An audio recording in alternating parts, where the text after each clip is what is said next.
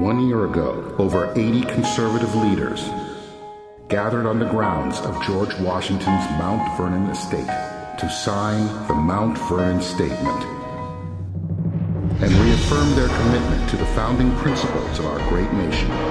It marked the beginning of what became a national conversation about returning our nation to the core principles in the Constitution, a conversation that sparked a national movement. Today, we recommit ourselves to the Mount Vernon Statement.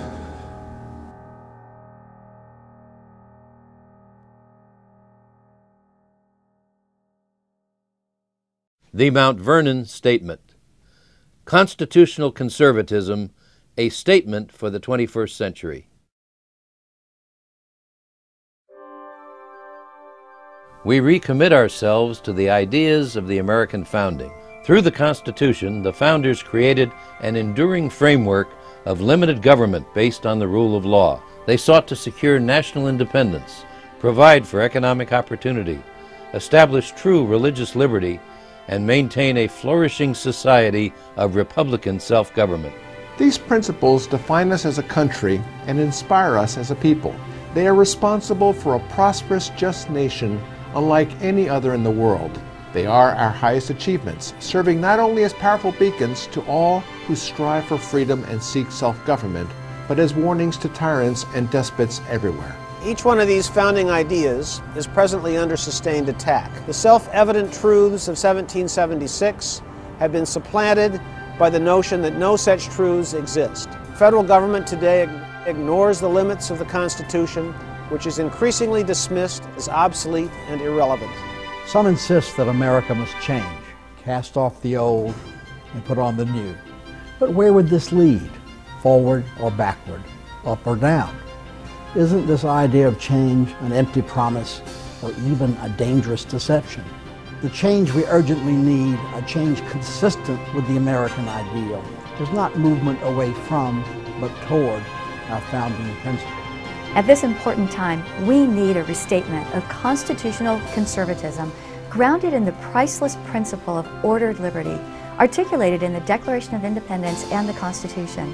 The conservatism of the Declaration asserts self-evident truth based on the laws of nature and nature's God. It defends life, liberty, and the pursuit of happiness. It traces authority to the consent of the governed, recognizes man's self-interest, but also his capacity for virtue. The conservatism of the Constitution limits government's powers, but ensures that government performs its proper job effectively. It refines popular will through the filter of representation, and it provides checks and balances through the several branches of government in a federal republic. A constitutional conservatism unites all conservatives through the natural fusion provided by American principles. It reminds economic conservatives that morality is essential to limited government, social conservatives that unlimited government is a threat to moral self-government, and national security conservatives that energetic but responsible government is the key to America's safety and leadership role in the world. A constitutional conservatism based on first principles provides the framework for a consistent and meaningful policy agenda. It applies the principle of limited government based on the rule of law to every proposal. It honors the central place of individual liberty in American politics and life. It encourages free enterprise, the individual entrepreneur, and economic reforms grounded in market solutions. It supports America's national interest in advancing freedom and opposing tyranny in the world, and prudently considers what we can and should do to that end. It informs conservatism's firm defense of family, neighborhood, community, and faith. If we're to succeed in the critical political and policy battles ahead, we must be certain of our purpose. We must begin by retaking and resolutely defending the high ground of America's founding principles.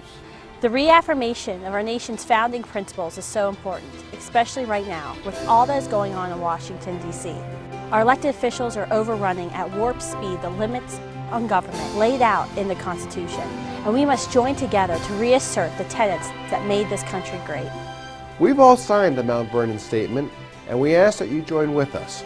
Please go to www.themountVernonStatement.com and sign it right now.